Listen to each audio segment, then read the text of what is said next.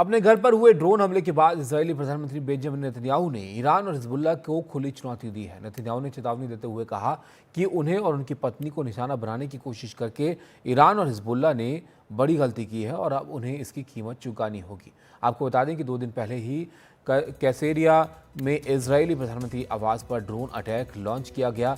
इस हमले में हिजबुल्लाह ने 3 ड्रोन लॉन्च किए थे। आईडीएफ के मुताबिक इन ड्रोन में से 2 को मार गिराया गया था, जबकि एक ने प्रधानमंत्री आवास के पास की इमारत को निशाना बनाया।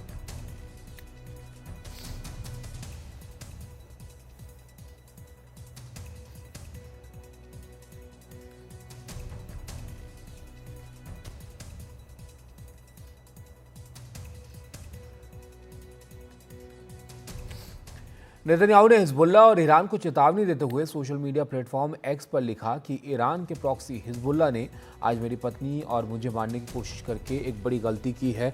इस घटना से वो जंग किसी कीमत पर नहीं रुकेगी जो मैं या इजराइल अपने भविष्य को सुरक्षित करने के लिए दुश्मनों से लड़ रहे हैं।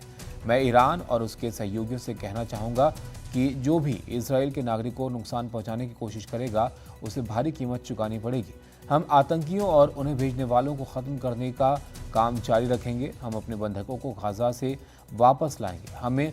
हम अपने नागरिकों को सुरक्षित रूप से उनके घरों में वापस लाएंगे जो हमारी उत्तरी सीमा पर रहते हैं। इजरायली जंग के अपने सभी उद्देश्यों को हासिल करने और आने वाली पीढ़ियों के लिए सुरक्षा की वास्तविकता को बदलने के लिए दृढ़ संकल्पित है।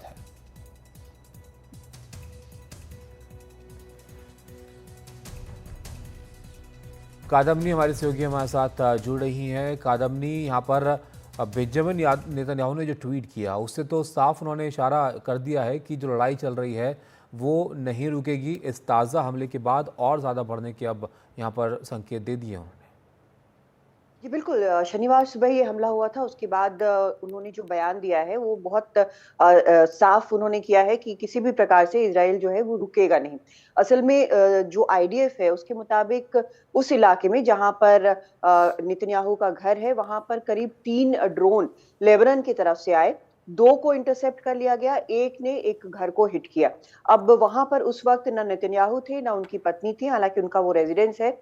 लेकिन जांच जो है वो शुरू हो गई है। आमतौर पर जब इस तरह से जो कोई भी प्रोजेक्टाइल जो है वो एंटर करते हैं इजराइल के एयर स्पेस में तो उनको इंटरसेप्ट किया जाता है। यहाँ पर 2 इंटरसेप्ट किए गए, एक नहीं किया गया। अब जो बयान आया है नेतन्याहू का वो कल जो बयान आ रहे थे बाकी नेताओं के कि भले ही कोई भी उसमें घायल ना हुआ हो, कोई नुकसान ना हुआ हो, लेकिन ये अपने आप में बेहद सीरियस बात है कि उनके घर को निशाना बनाया गया।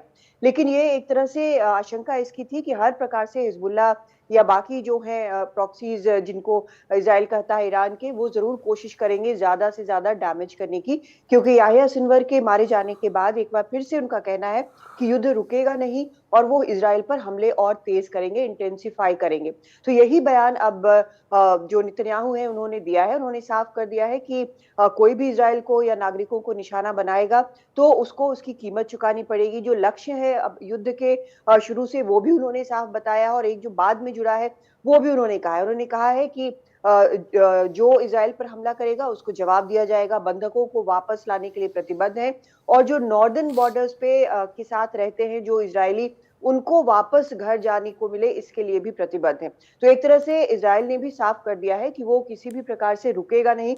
जब तक उसके ऊपर हमले होते रहेंगे, जब तक बंधक वापस नहीं आएंगे, तब तक ये जवाब जो है और उनकी कार्रवाई चाहे वो लेबनान हो या फिर गाजा में हो वो चलती रहेगी।